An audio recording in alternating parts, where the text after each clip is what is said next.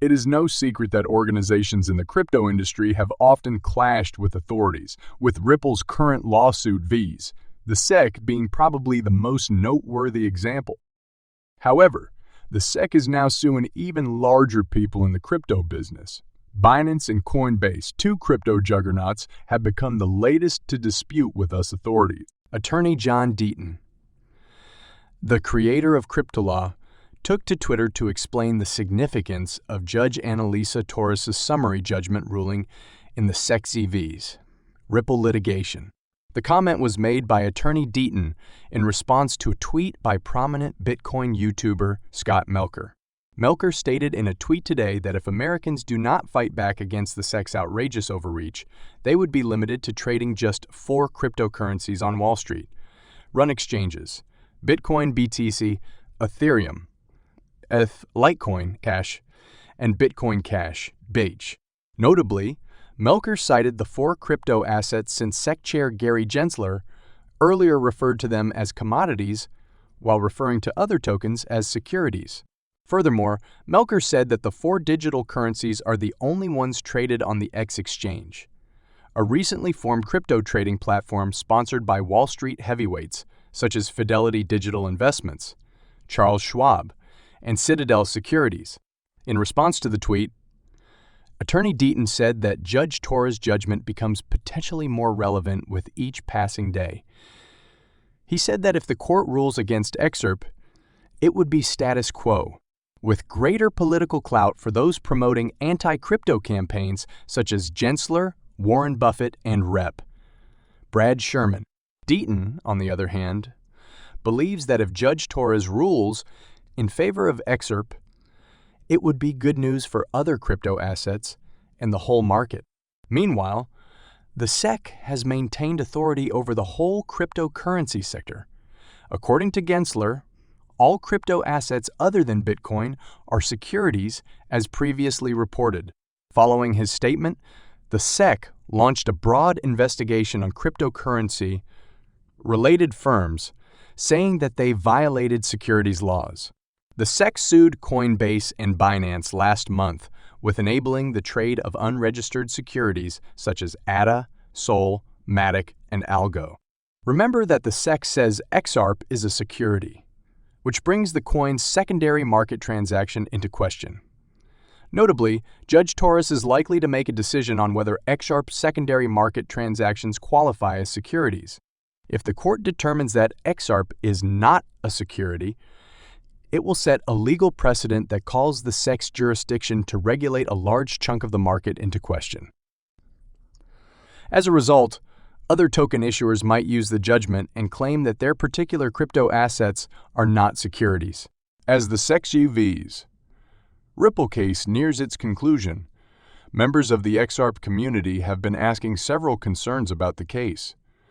Aside from when the litigation will conclude, the XRP community has been curious about how Judge Torres would issue the verdict. Interestingly, in a recent crypto law broadcast, crypto law founding attorney John Deaton answered this crucial topic. Attorney Deaton ruled out the prospect of Judge Torres disclosing her summary judgment ruling to solely the SEC and Ripple.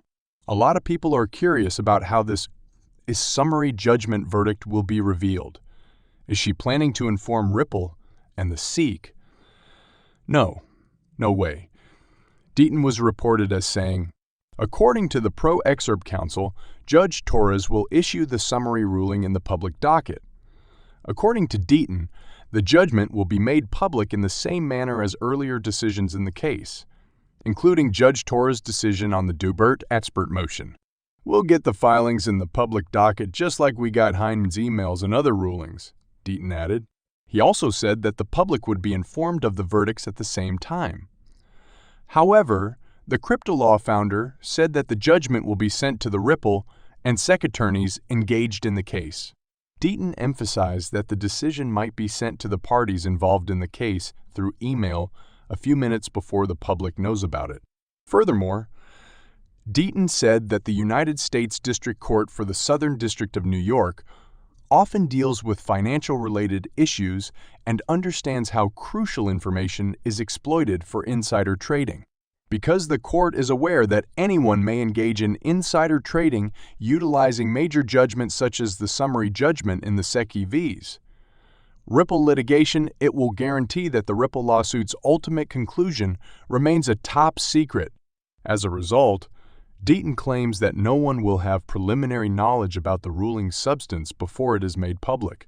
It's worth mentioning that attorney Deaton recently published a broadcast in response to certain questions about the case's ultimate ruling. As previously reported, Deaton predicted that any of the parties that lose in summary judgment will appeal the decision. He indicated that the matter might be taken all the way to the Supreme with the imminent debut of FedNow, an innovative quick payment service. The United States Federal Reserve, Fed, is ready to transform the nation's financial transactions. The Fed launched the service in 2019 and hopes to have it operational by July 2023. The FedNow service is intended to facilitate speedy cash transfers across the nation's financial institutions, representing a significant advancement in contemporary banking technology. Beginning in April, the Fed will begin certifying participating banks in preparation for the launch. Banks interested in participating will need to participate in a consumer testing and certification procedure influenced by the FedNow pilot program's lessons learned. The data gathered will help early adopting institutions fine-tune their systems before actual transactions begin. Ken Montgomery, first Vice President of the Federal Reserve Bank of Boston and FedNow program leader, has issued a call to action. He has advised financial institutions to prepare for the upcoming launch, adding that the FedNow service is available to all licensed banks in the United States.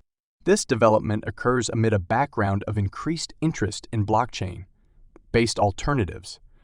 Ripple, a blockchain firm closely tied with the XRP cryptocurrency, is one such solution aiming to provide cost-effective, real-time cross-border payment solutions for banks. Ripple's liquidity hub enables banks to use XRP to move funds, resulting in instantaneous transactions. Stellar Lumens, a blockchain-based payment network that provides a faster and more inexpensive means of conducting global payments, is another prominent company in this field. FedNow, on the other hand, looks to be a threat to these blockchain alternatives. According to the Metal blockchain team, the integration of FedNow with Metal blockchain enables for quick conversion between money and stablecoins, marking a major step toward integrating conventional banking with decentralized finance. FedNow is now positioned as a possible competitor to current cross-border payment systems like Ripple's XRP and Stellar Lumens, Elm, as well as numerous stablecoins. FedNow's attraction stems from its capacity to offer a speedier, less expensive alternative to the rather clunky centralized payment system that now takes days to process payments, even on business days. With this